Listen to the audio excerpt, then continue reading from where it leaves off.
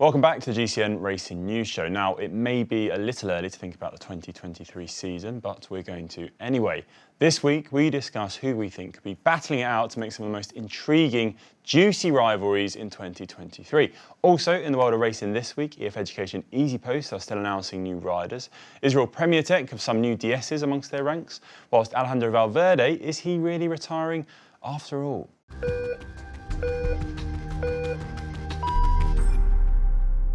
Kicking things off though, let's delve into our debate this week. Who could go head-to-head to create some of the most exciting rivalries next season? And to start, the obvious one, Mathieu van der Poel and Wout van Aert. Interestingly, Wout and Mathieu only went head-to-head in 3 one-day races in 2022. Milan-San Remo, Paris-Roubaix and the World Championships road race. And Van der Poel only raced a small fraction of the race in Wollongong before stepping off. In the races in which they finished head-to-head, Van der Poel claimed 3rd in San Remo, whilst Wout was 2nd at Paris-Roubaix. The last time they finished 1-2 in a race they both started was all the way back at the Tour of Flanders in 2020. But they didn't have the opportunity to do that this year as Van Aert contracted COVID-19 at the wrong time. Let's hope we see them head-to-head again this year at De Ronde and indeed slightly more regularly throughout the season. Another rivalry, which will surely spill over into the 2023 season, is of course Jonas Vingegaard and today Pogačar. Now, they raced 2 stage races against one another in 2022, with the Dane coming out on top in the Tour de France, of course, but they also raced Tirreno Adriatico, with Pogačar beating Vingegaard comprehensively there, finishing ahead of him on all 7 stages of the race. Pogačar actually also finished ahead of Vingegaard in 16 out of the 21 stages at the Tour de France. Everything is pointing to a fierce rematch at the Tour de France next year, and we simply cannot wait. To the women now, and one rivalry I'm keen to see unfold in 2023 is slightly different to what you may expect. Lorena Wiebes versus Team DSM. Now, Wiebes was simply unstoppable in the sprint finishes in 2022, winning an absolutely eye-watering 23 races. That's mostly down to her absurd straight-up speed, but also due to her fantastic lead-out train at Team DSM. The likes of Pfeiffer Georgi and Charlotte Kool have assisted Wiebes brilliantly, forgoing their own chances. However, with Wiebes now to move to SD Works, Kool, Georgi and the rest will see many more opportunities flooding their way. So, will Wiebes continue her dominant form in new colours, or can the superb Team DSM fight back without Wiebes spearheading their lineup? Moving on then, Annemiek van Vleuten was simply unstoppable in 2022. The Tour, Giro, Vuelta and World Championships road race all in 1 year. Can anyone genuinely step up to rival her level in 2023?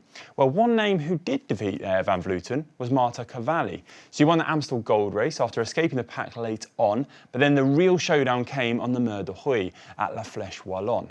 Cavalli simply outlasted the Dutchwoman to claim a famous double in the Ardennes. Cavalli was also 2nd to Van Vleuten in the GC at the Giro d'Italia Donne, albeit 1 minute and 52 seconds behind her. Her chances at the Tour de France avec Zwift were then cruelly scuppered after a horror crash on stage 2. But nonetheless, if anyone can wrestle Van Vleuten's crown in 2023, we think Cavalli might just be the woman to do it. Back to the men's peloton now, and I'm thinking about the Giro d'Italia. And well, we may already have some clues as to who may be competing for the Maglia Rosa in 2023. After 2 strong seasons with Intermarché 1T, Jan Aert is joining Quick-Step next season. When asked by Cesca Televisi about his programme, Aert hinted that he could be going to the Giro d'Italia to support Remco Evenepoel. Continuing with our detective hat on, Geraint Thomas also indicated that he may be aiming for the Giro d'Italia next year, after he was disappointed by the lack of time trial kilometres on the 2023 Tour de France route. So, could Remco Evenepoel and Geraint Thomas create an unlikely rivalry in 2023? They actually raced 3 stage races versus each other in 2022, with Evenepoel winning the Volta al Garve, whilst Geraint Thomas won the Tour de Suisse. Evenepoel was only 11th there. 2 riders at the opposite ends of their respective careers, but my mouth is watering at the prospect of that clash. Well, that's 5 head-to-head rivalries we're already looking forward to in 2023 here at GCN HQ. Let us know what you think in the comments, and also let us know which rivalries you're looking forward to which we may have missed. Before we get into the other news though, just a quick reminder that we have plenty of racing coming up on GCN Plus this week. On Saturday, we'll have the UCI Track Champions League from Berlin. That's available worldwide. We'll also have the men's and women's super prestige Merckplatz, which is also worldwide, excluding those of you in Belgium.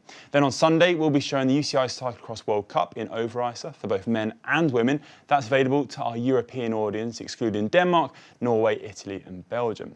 We've also got a cracking new film available to watch on GCN+. Faroe Islands follows cycling adventurers Lee Craigie and Jarita Holm, who have been friends for many years. After 3 years of delays, Lee is finally heading to visit Jarita in her homeland, the beautiful Faroe Islands. The documentary follows Lee as she sets off on a long and stunning bike ride from her home in Scotland to the Faroes.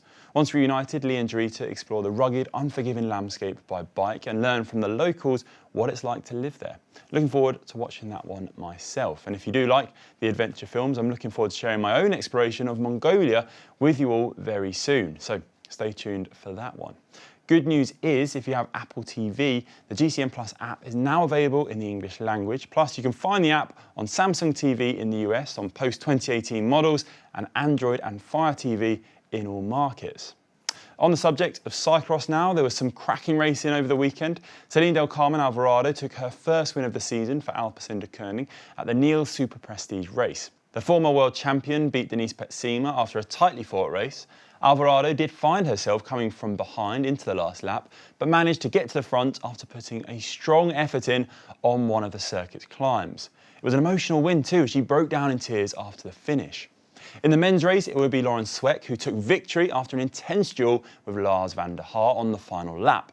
Sweeck would continue his strong form into the weekend's World Cup race in Beekse Bergen, taking his second Elite Men's Cyclocross World Cup of his career. The 28-year-old put in a powerful finish, carrying speed through the final corner and slipping down the inside of Van Tullenthout and continuing onto the line to take the win. Shirin van Anrooy took the Elite Women's race, the first World Cup of her career, beating Van Empel and Peeters to the top spot. The 20-year-old Dutchman, who rode with Trek Segafredo on the road this year, put down a brilliant attack just before the final lap to hold on to a small margin all the way to the finish. Current World Cup leader Fem Van Empel was behind, dueling with Puck Peeters throughout the race, and Van Anrooy benefited from their hesitation as she began to build up her lead in the final lap. It would be Van Empel who took the sprint for second, closing the gap to the leader to a second in the process, with Peeters coming in behind. Over in Mallorca, the second season of the UCI Track Champions League got underway this weekend, with the Palma Velodrome hosting proceedings on Saturday. With both endurance and sprint categories, it was a busy night of racing in the first of the 5-strong series.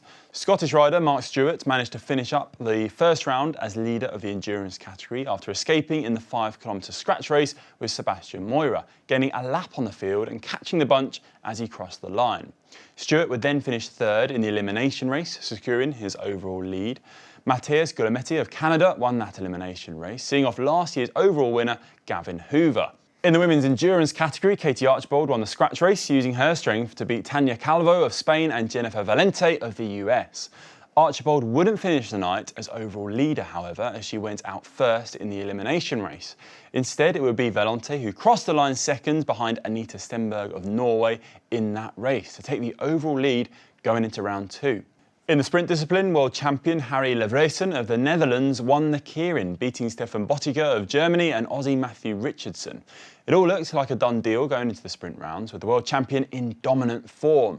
However, it would be Richardson who came out on top in the final in something of an upset on the night.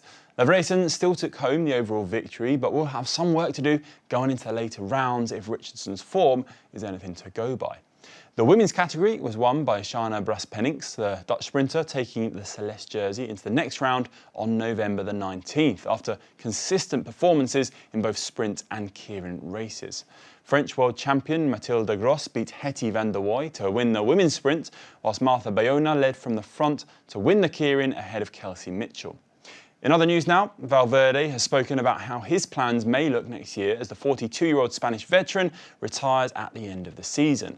Speaking in Japan at the Saitama Criterium to Spanish newspaper AS, Valverde said that he'll be working with Movistar at all 3 Grand Tours for 5 or 6 day spells, being present in the team car and bus in a communication role between riders and management. He won't, however, be making the switch directly to the sidelines. He still plans to train with the squad at altitude camps and other training camps, and he also hasn't ruled out continuing competing, with half an eye on taking on gravel races in 2023, although without so much discipline, in his own words. Valverde at Unbound Gravel, let us know how you think that might pan out in the comment section down below. From Movistar to Israel Premier Tech now, and the World Tour squad, which still faces relegation despite the threat of legal action from owner Sylvan Adams, has announced a number of new Director Sportive signings. Steve Bauer becomes head DS as Sam Bewley makes a step across from the peloton to the team car as a DS. René Mandri also joins the DS team at the Israeli squad, whilst Zach Dempster, Nicky Sorensen and Claudio Corsi are said to be highly regarded by riders, all move away. Time, unfortunately, is running out for B&B Hotels to secure funding for next year, with riders signed but a major sponsor lacking. Many are beginning to get worried about the situation at the French squad. The deadline for registration with the UCI is November the 22nd, which leaves just over a week for the team to safeguard their future. BMC have said to have sent new bikes to the squad and training camps are planned, but according to Pascal Chanteur, the president of the French UNCP Riders Association, a number of those contracted with the squad have contacted him, worried and anxious about the team's future. B&B Hotels are signed to sponsor the team in 2023, as are the City of Paris, who are supporting the team, it appears, rather than providing funding. Time is most definitely of the essence at this stage as the team fights for survival. We're hoping we can provide better news on the situation next week. Primoz Roglic is facing another month off the bike to recover from a bone graft surgery addressing a shoulder problem caused by a number of crashes. The Jumbo-Visma rider underwent surgery back in October to stabilise his left shoulder, but it appears he still needs more time off the bike to recover before he can ride again. We here at GCN all hope to see Roglic back on the bike and to his best soon. Ukrainian rider Mikhailo Kononenko has been disqualified from the Men's Road World Championships after a positive test for tramadol. The UCI revealed that 32 dried blood samples were collected from the World Championships in September, and 35-year-old Kononenko has been caught by such testing. Tramadol has been banned by the UCI since 2019, carrying a disqualification from a race on a first test, whilst a second test is cause for a 5-month ban. The news comes off the back of Quintana's disqualification from this year's Tour de France. South African Stefan de Bod has signed for EF Education EasyPost. The 25-year-old brings across a strong TT pedigree to add to the stage racing strength at EF. British rider Lizzie Holden will make her debut with a top-tier professional team next season, signing for UAE team ADQ. She has previously spent time developing with Biscaya Durango and Le Col Wahoo, and now makes the jump up. Over in Holland, and YouTuber Bas Tietema has announced that he will be starting a continental team next year, with Unibet coming on board as title sponsor. The aim is to move up into the Pro Tour in the seasons to come, whilst initially supporting riders on a programme that will mainly cover races in Belgium and Holland. The team will be known as TDT Unibet, and Tietema will continue in the squad after his debut professional season with Bingo Power Sources. So far, the team have announced 5 signings: Dutch rider Harthies de Vries, Martin Budding and Jeroen Bloem, plus Czech rider Thomas Kopecky, as well as former British World Tour rider Harry Tamfield. Previous Dutch national track coach Hugo Hack will act as DS, and it's rumoured that Cannondale Bikes will be the team's bike sponsor. Good luck to them all over there.